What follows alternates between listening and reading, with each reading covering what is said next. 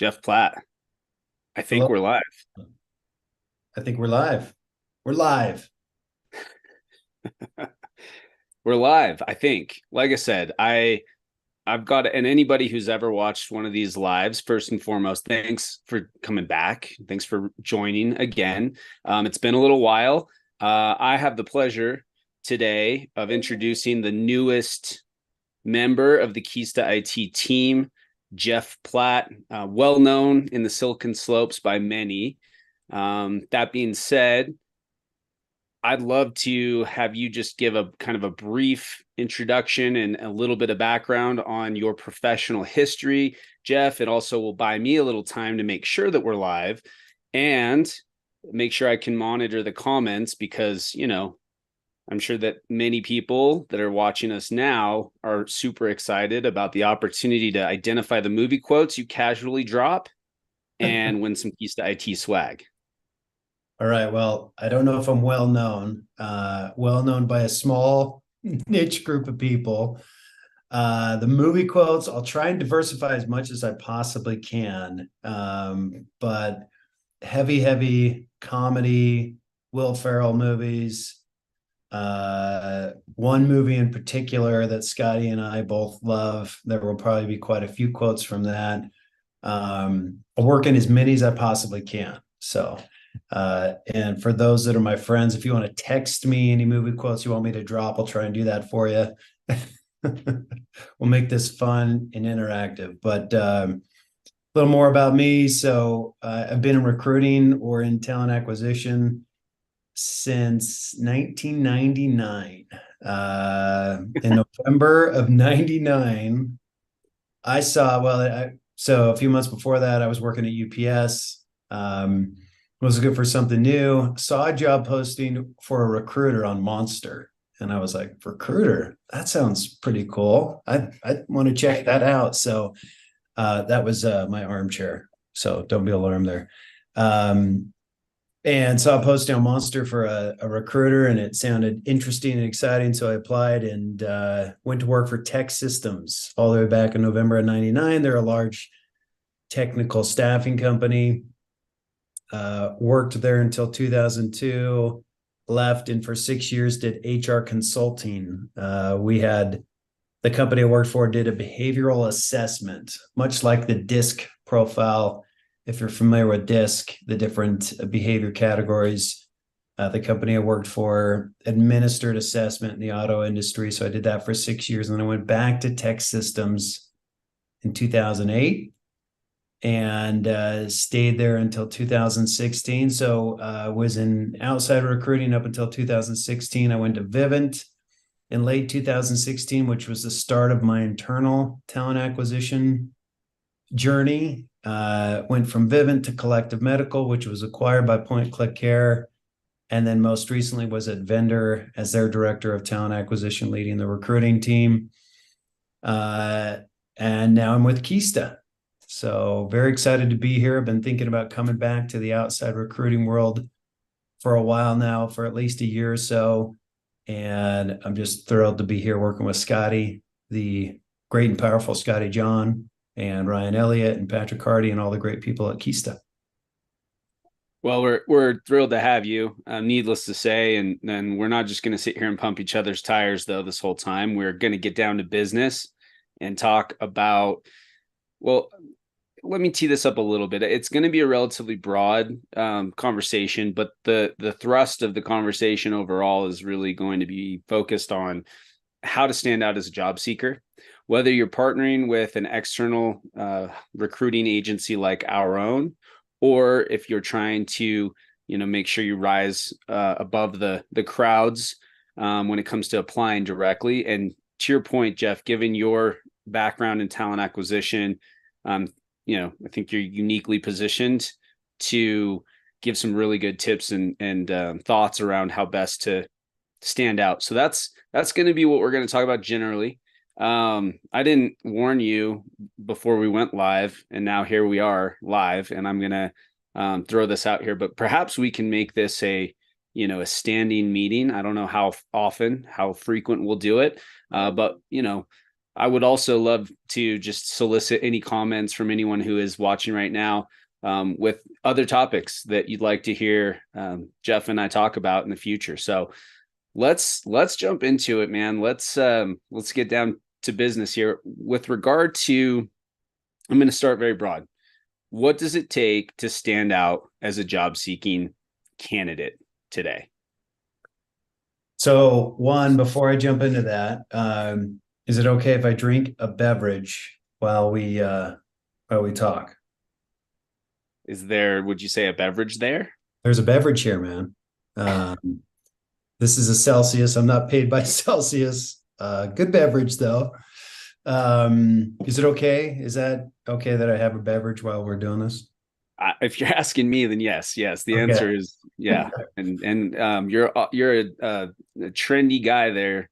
I just read this morning in the Morning Brew newsletter that Celsius is exploding in terms of I don't mean that literally. In terms of the company is just doing quite well and is taking market share from the other energy drink companies out there. So you're right on brand there, Jeff. Well, we And get yes, neither of us are being paid.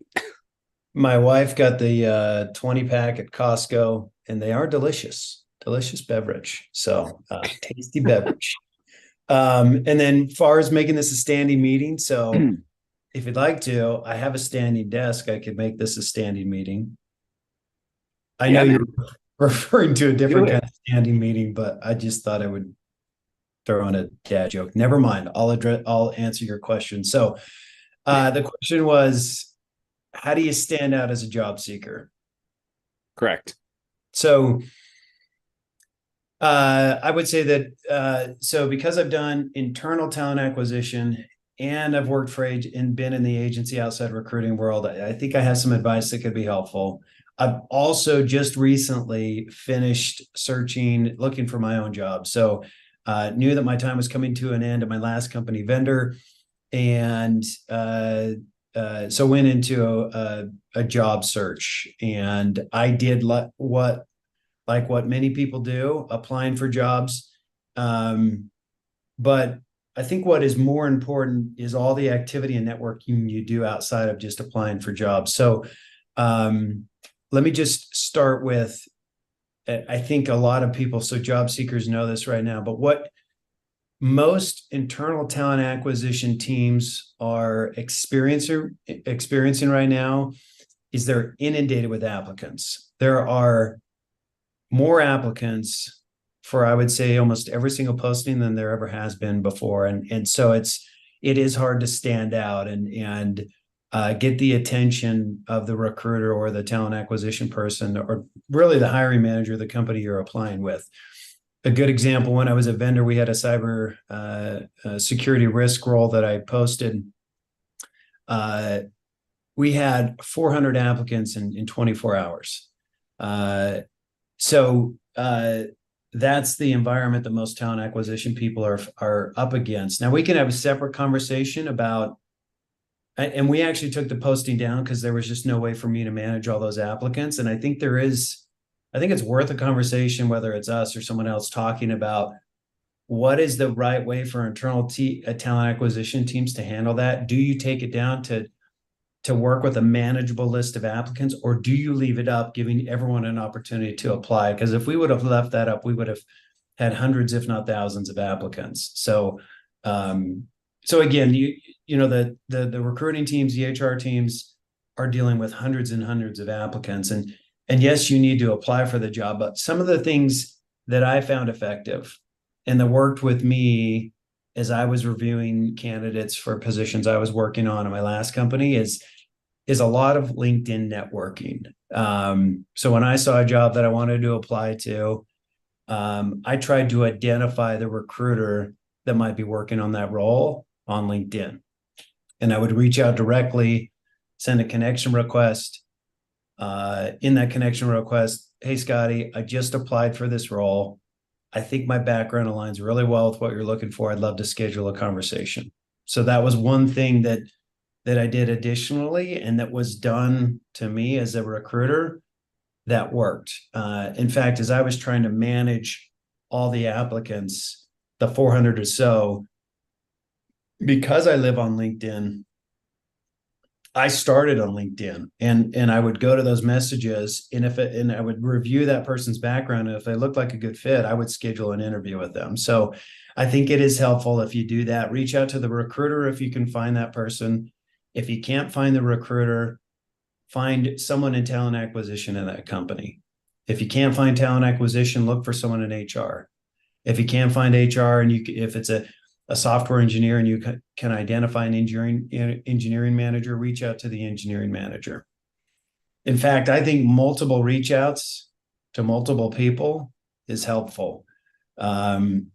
I applied to a head of TA role with a smaller startup based in San Francisco, and I direct messaged all the C-level executives that I was able to find, and I was able to get an interview because of that. So that's one way to stand out. I'll pause there and see if you have any questions, and I could talk more about other things if you'd like. Yeah, I mean, I think we should get into other things too, but I think one critical thing, um, I guess I'll pose this as a question. I have my own opinion about it, but it sounds like there's a couple things you're doing here.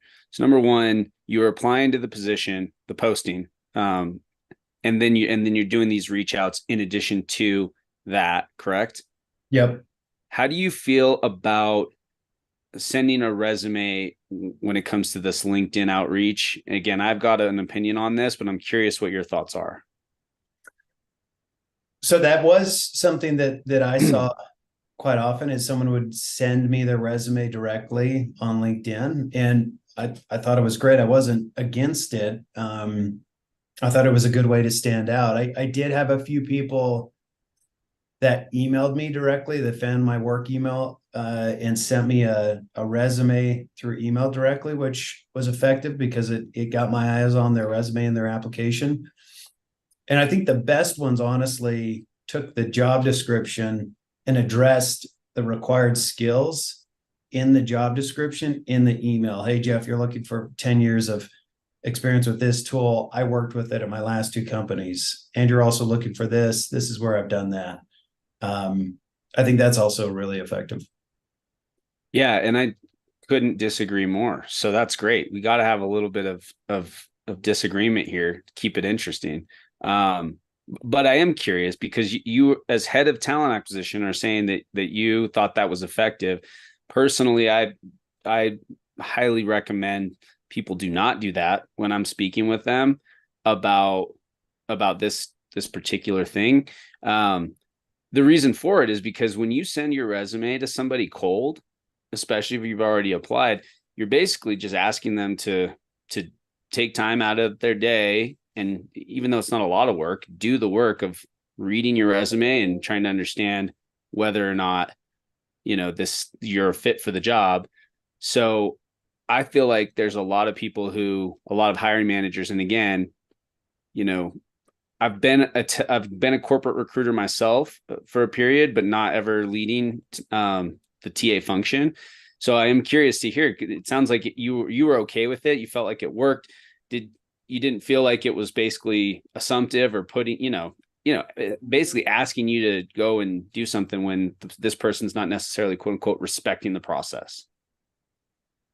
I personally didn't mind it at all because, again, I think what most people are dealing with are dozens, hundreds, if not thousands of applicants for open positions. And I just didn't see it that often. I would say the reach out on LinkedIn, if I had, let's say, 100 applicants on the actual job posting, I'd say I'd probably see 10 to 15 people reach out directly on LinkedIn saying, hey, I'm qualified, would love to talk to you. Here's my resume.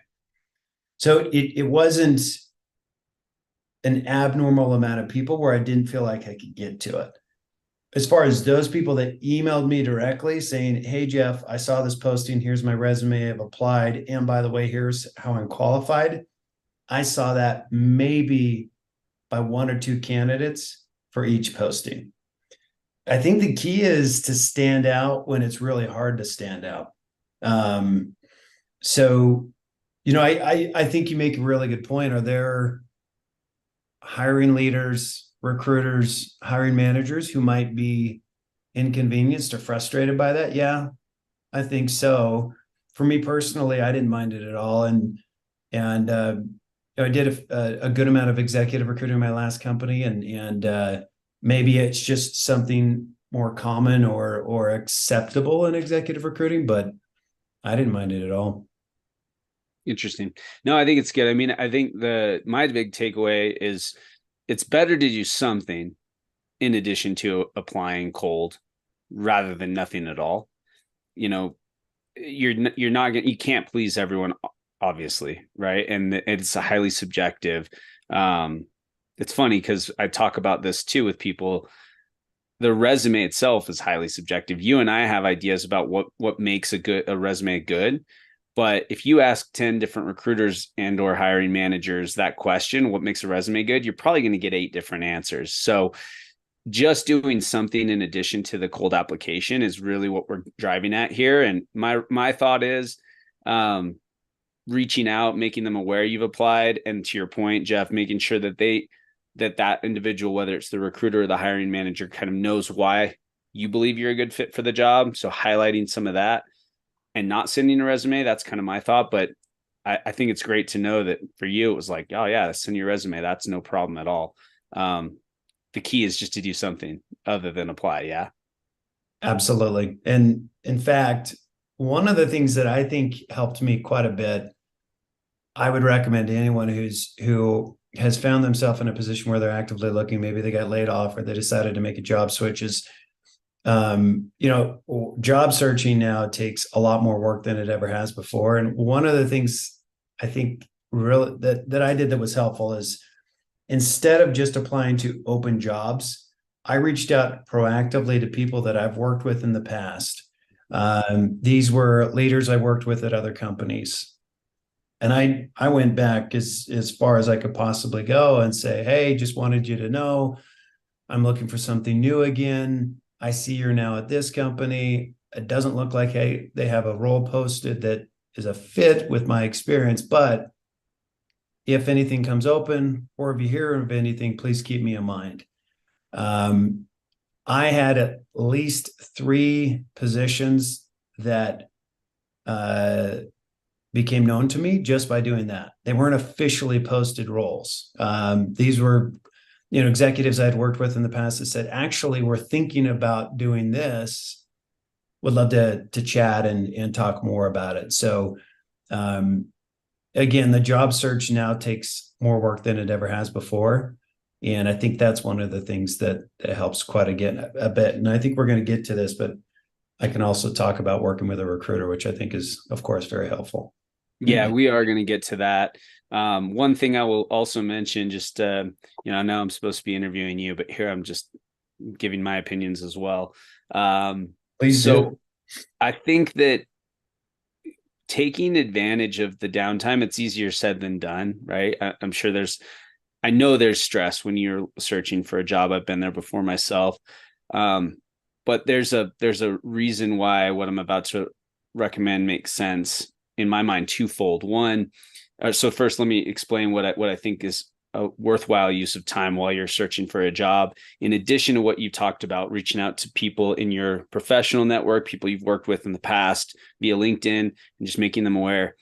I actually think going through the contacts in your phone and the people that you just know personally, not that you've worked with necessarily, um, and maybe taking 2 per day and just giving them a call to catch up, because you have the opportunity now. You've got some time, some downtime, um, and at the end of the day, you never know.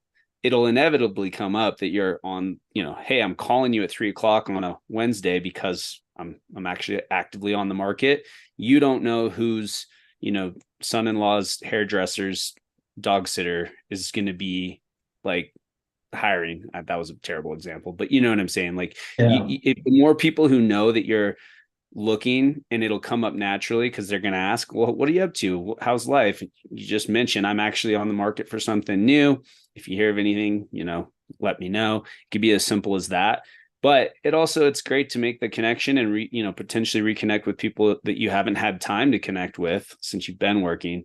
I think that serves those two purposes. And really, we're professional networkers.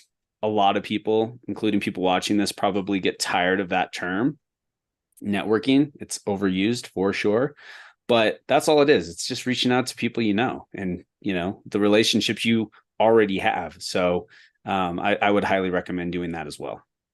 Well, that's just like your opinion, Scotty, but I think it's a good opinion.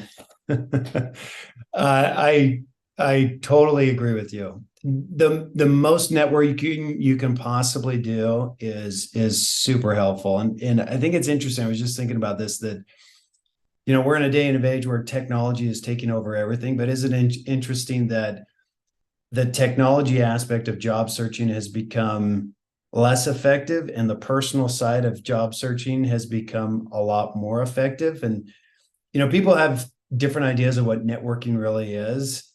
I used to think networking was going to conferences and walking up to strangers. Hey, I'm Jeff. Nice to meet you, which is so awkward for me. Like, It's awkward for everyone, dude. like Silicon Slopes is awesome. I love Silicon Slopes, but I'm not the type of person that just goes up to random people and introduces myself. I just have never been great at that. For me, networking is building relationships, and building relationships is something that I love doing, have always loved doing. So, and I think if you're really good at building relationships, and building relationships is basically just genuine curiosity with people that you've worked with, people that you're friends with. And so, yes, networking is critical right now, very critical. Yeah.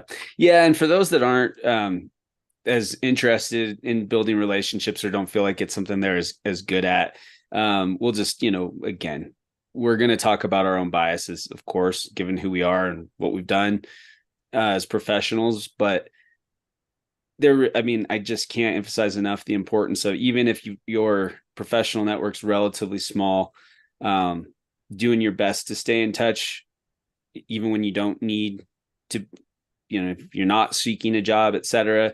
But realistically, like, you might be concerned, oh man, I was so bad at staying in touch. Now I'm calling as if I need something. Again, take the approach of like, hey, I've just found myself with more time. I wanted to catch up. It's been a long time, right? That is genuine, and I really do think that will go a long way, to your point, in helping you to find a job. All right, we've belabored that point probably enough as of right now. So I have a question for you, as somebody who, I have, like I said, I've done a stint in corporate recruiting myself. I was at CHG Healthcare, also in executive recruiting there for about 3 years. But most of my career has been spent in the external third-party recruiting world.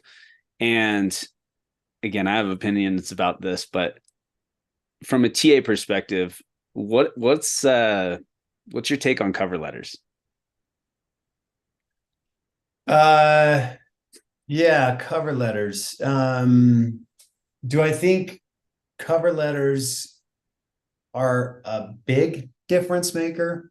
No, not necessarily. But I think they can make a difference. I think the cover letter, if it specifically addresses something in the job you're applying to, if it's tailored. So that becomes really hard if you're applying to dozens, if not hundreds of positions. Like, I know, Scotty, you are probably on the same feed I'm on, LinkedIn, where we see talent acquisition and recruiter professionals who are in a really tough spot right now. And so Yeah. they're applying for hundreds of positions. I mean, I was only looking for a few weeks and I think I applied for like 40 roles. By the way, of the 40 that I applied to,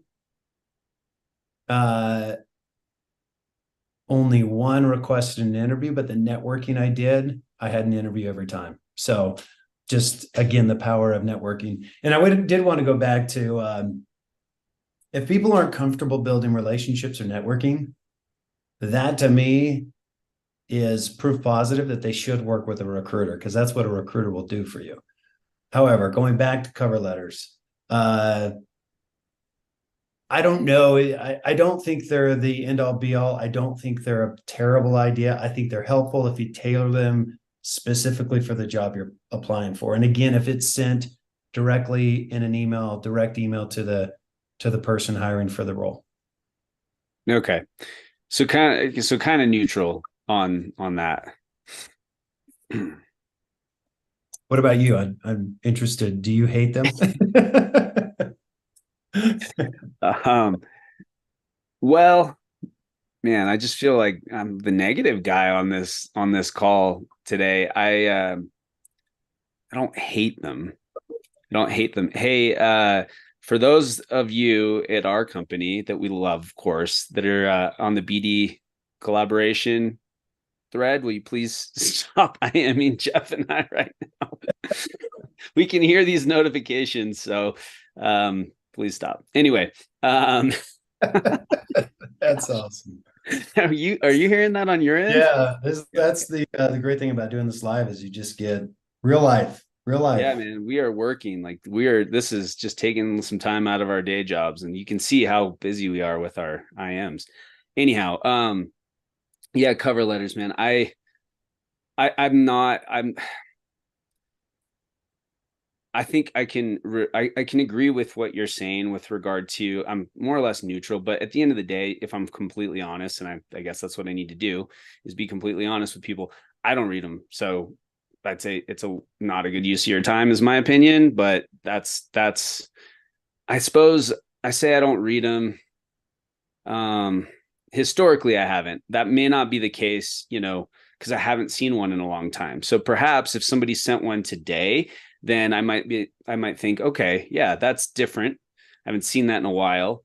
And to your point, if it's filled with value, I definitely feel like that could move the needle for me. But historically, um, I didn't really take the time. I'd glance over them, and it was almost always looked like a form letter to me. So I just was like, okay, that's not something I'm going to read. So, And I think you bring up the best point about that is if it's generic and it's a form letter, then I don't think it's effective. And if it's just, hey, I'm really hardworking and I'm really smart and I'm really organized and I'm a great multitasker, like those general attributes, I don't think it's effective at all. But if you address, hey, I know you're looking for a talent acquisition leader that has had experience hiring internationally. I did that at my last two companies, and here's how many people we hired in the countries we hired in. I think that's a lot more effective than I'm a great guy, hire me. And by the way, I know Scotty John who works there. yeah. Speaking of knowing people, Pat Giles, shout out to you for watching. I appreciate the text message, but please, man, feel free to just like and share this live that you're sending us screenshots of.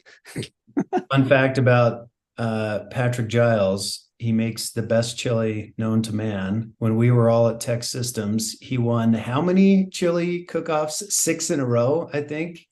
I was gonna say my time at Tech Systems, I think he won every year. So Every single year. He indeed, makes an that amazing. is a that is a fun fact about Pat Giles, and he's now living in the foreign exchange and treasury world over at GPS Capital Markets. So shout out to all my treasury network. If any of you happen to accidentally click into this live right now, look up Pat Giles. He's going to be a great resource for you. An ex-techer that we love. Indeed. All right. So speaking of that, it's a perfect segue into working with a recruiter.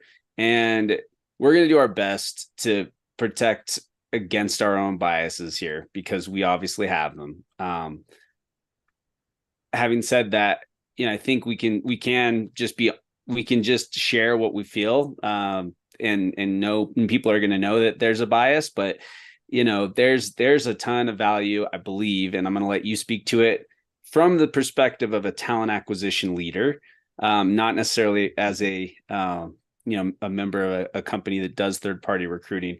What are your thoughts on external recruiters generally, and then we'll get into some follow up questions around that. So thoughts on if I'm a job seeker, if I should work with an external recruiter, or if I'm a talent acquisition leader, if I should work with external recruiters. Well, let's go with both, but just you choose which one you want to start with. Yeah.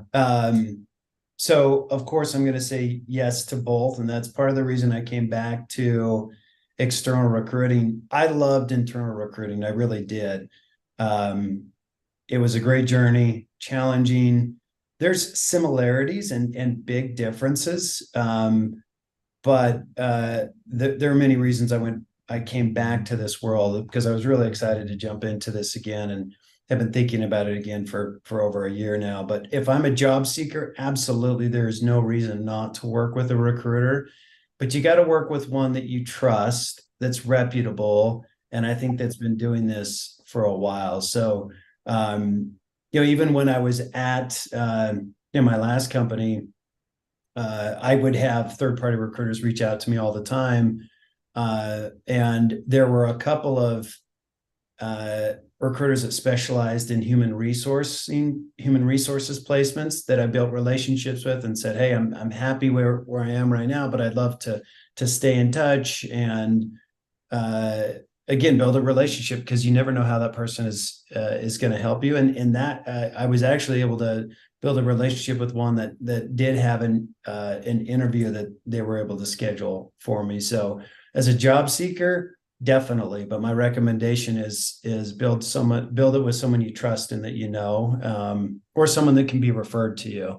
As an internal TA director, yes, I had relationships with external recruiters, and I think almost every internal TA leader does, because they're extremely valuable when you need them. Some internal talent acquisition teams don't need recruiters all the time. Some do. Some have external recruiters working on their positions at all times. Some it's just in high demand, high volume instances, but absolutely, I think it's a good thing to do. Again, I think if I'm in and when I was a TA leader, it was with people that I knew and that I trusted, that I had worked with in the past. And if it was someone new, then you give them a shot and you see how they perform. But I also think it's really important to get customer references from external recruiters. So yeah, of course, I think it's a great idea.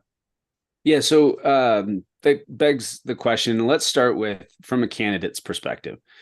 What would you say are the signs of a good recruiter that you can trust? You mentioned you want to have somebody you can trust, from a reputable company.